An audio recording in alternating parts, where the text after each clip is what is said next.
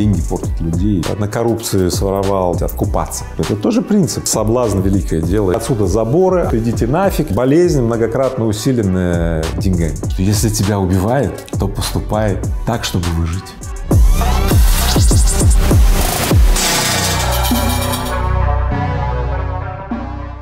Игорь Владимирович, есть ощущение, что люди у нас чуть подустали от финансовой грамотности и хотят, чтобы мы чуть-чуть поговорили о морали. Задолбал кратчайший путь к деньгам. Да. Поэтому давайте про мораль в деньгах попробуем поговорить. Первый вопрос такой. А вообще деньги, они портят людей? Люди становятся хуже по разным причинам. Да. Не обязательно это деньги. И зачастую так, наличие денег, наоборот, делает людей лучше. Деньги смягчают людей, делают людей более человечными, более целесообразными, более такими, жизненными, что ли, более человечными. Потому что, некоторые вопросы можно купить за деньги, там, смягчить деньгами и так далее. Вот у меня такое наблюдение. А вот отсутствие денег, да, приводит людей к ненависти, к озлобленности, к способности генерить всякие выдумки и проживать свою жизнь в иллюзии, что деньги портят людей и всякая другая фигня. Есть такой образ богатого подонка, такой киношный, почти хрестоматийный. Это человек, который там хамит официантке, потому что она не может ему ответить, хлопает по попе свою секретаршу. В общем, у кого нет миллиарда, те идите по известному адресу. Видели ли вы таких людей и как вы относитесь к такому поведению? Да, я много наблюдаю таких проявлений, но в основном это случается у людей, которые не self-made.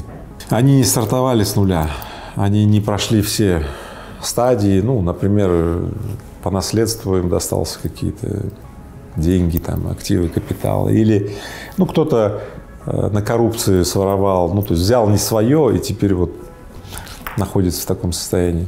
То есть из людей, которые с нуля пришли к этому, прошли все все этапы, пути, и они, когда видят, например, небогатого человека, они понимают, они его понимают, потому что они там были.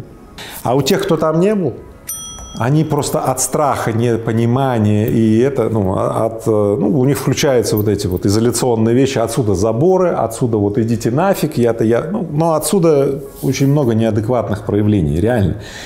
Они не то чтобы неадекватные вообще, они адекватные, исходя из того невероятного страха, в котором находится человек. Он просто болен. Представляешь, болезнь, многократно усиленная деньгами.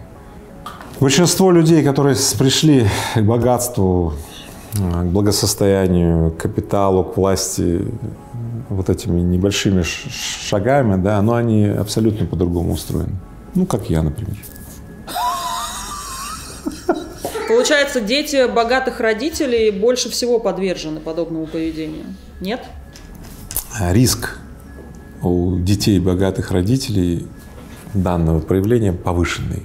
Поэтому уже достаточно распространенным подходом в мире является то, что родители на ранней стадии, пока детям еще не исполнилось 19 лет, они объявляют своим детям, что вы не будете наследовать капитал семьи. И не потому, что он плохой, а потому что соблазн — великое дело, и известно, как это работает. Вообще деньги, они расширяют границы дозволенного? То есть у тебя появляются большие деньги, ты начинаешь чуть-чуть двигать моральные нормы, можешь где-то и закон подвинуть. Вот это происходит, когда появляются большие деньги, вместе с ними большие возможности? Да, происходит очень интересное явление. Для меня деньги — это ответственность. Я, конечно, вижу многих людей, для которых деньги становятся мерилом как раз безответственности, когда наличие денег или их большой размер становится таким инструментом откупания, да, то есть откупиться от любой, какой бы то ни было ответственности. Я вижу таких людей. Но для меня не так.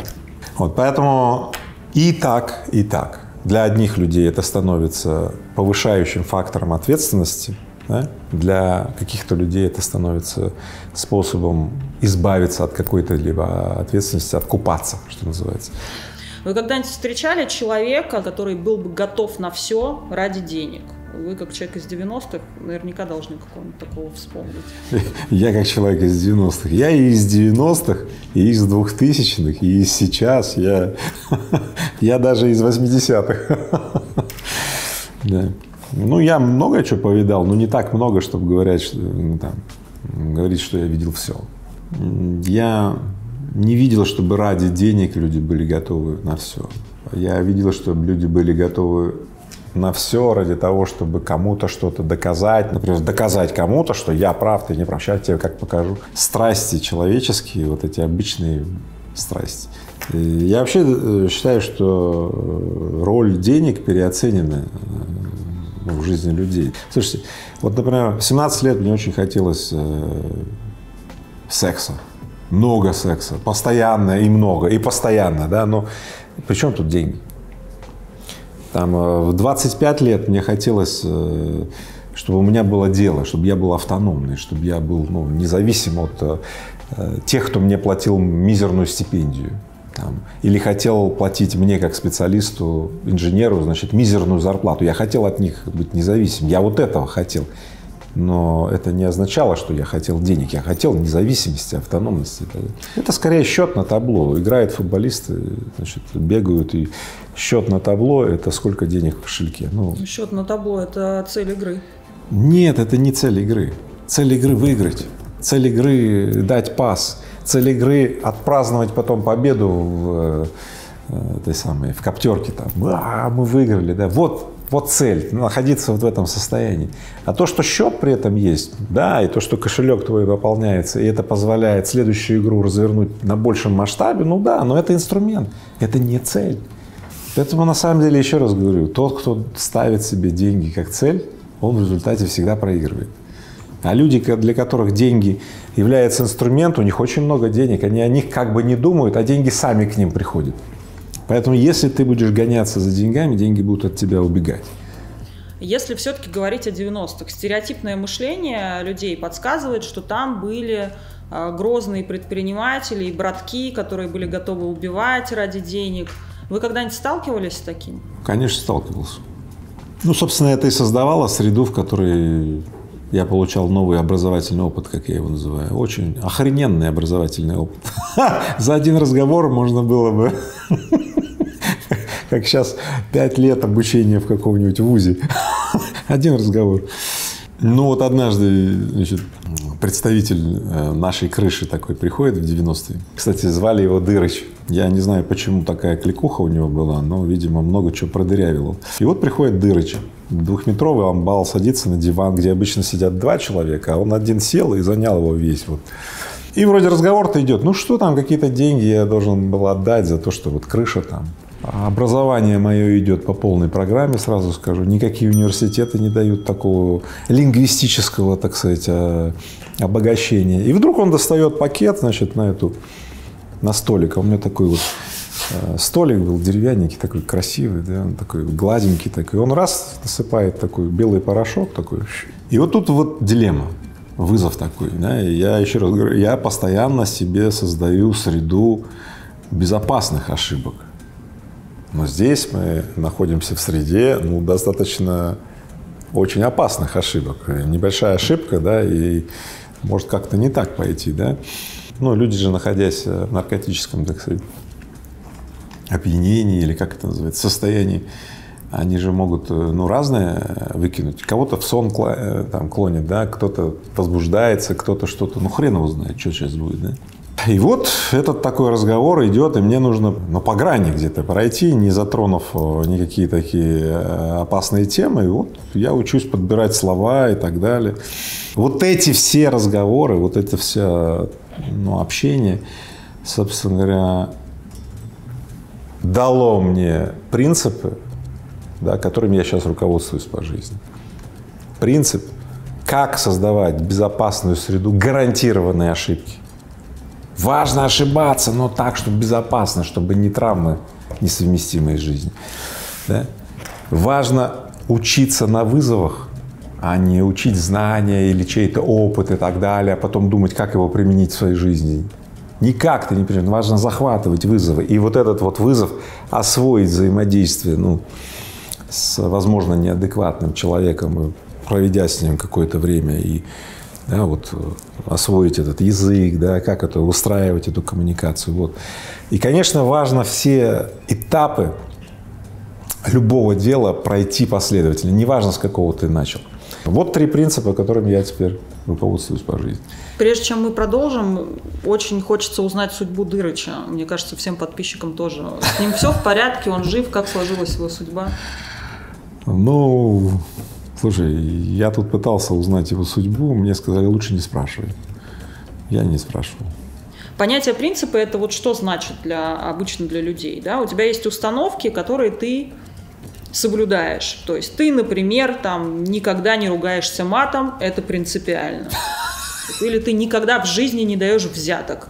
Вот у богатых людей такие принципы есть, их много, или они действуют до тех пор, пока это не противоречит зарабатыванию денег. Да. Утверждаю, что принципы есть у всех. Богатых, небогатых, бедных. У всех есть принцип. Но принципу рознь.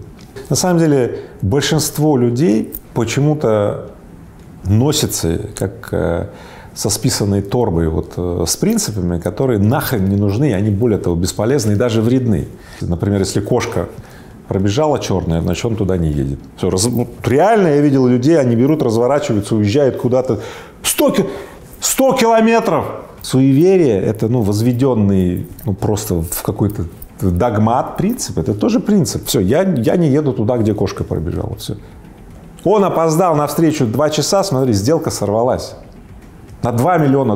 Я говорю, ты со своей черной кошкой, смотри, что наделал. А для него это, такой непересматриваемый принцип.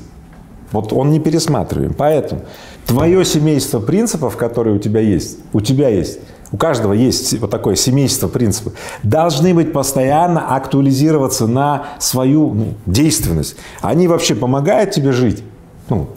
Чувствовать себя хорошо. Помогают или нет? Или вредят тебе?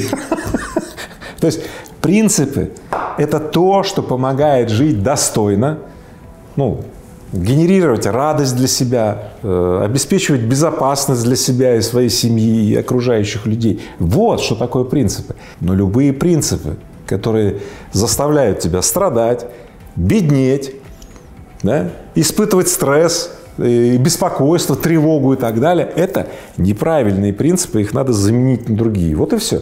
Поэтому первый мой принцип – принципы должны принести тебе состояние, когда тебе нравится, что с тобой происходит. Я призываю всех людей выбирать свободу, то есть чтобы тактические поля наших жизненных проявлений и самовыражений, да, они не были слишком сильно зажаты вот до этих вот рельсов трамвая. Обжим в рельсы трамвая приводит к удушливой, скучной жизни, которая очень похожа на день сурка.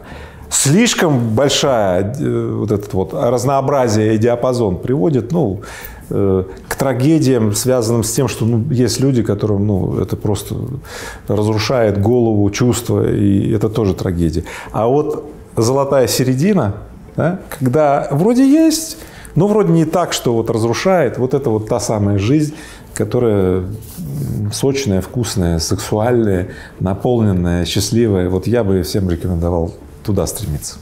Есть ли принципы, которые не должны меняться? То есть, например, я не обманываю людей, не нагреваю их на деньги. Вот есть какие-то принципы, которые всю жизнь с тобой, и они не должны меняться? Есть. Те принципы, которые после проведенной тобой актуализации остаются у тебя, те принципы ты не меняешь.